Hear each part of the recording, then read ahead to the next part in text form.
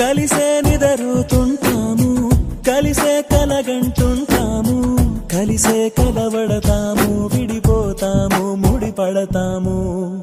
ఒక పువ్వుకి రెమ్మలు మేము, ఒక పక్షికి రెక్కలు మేము, ఒక జన్మే కాదంటూ 10 జన్మలకు ఒకటవుతాము.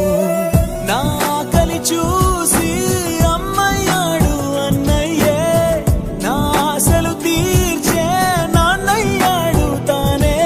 అన్నయ్యకు అర్థం చెప్పనా, అది పిలుపే కా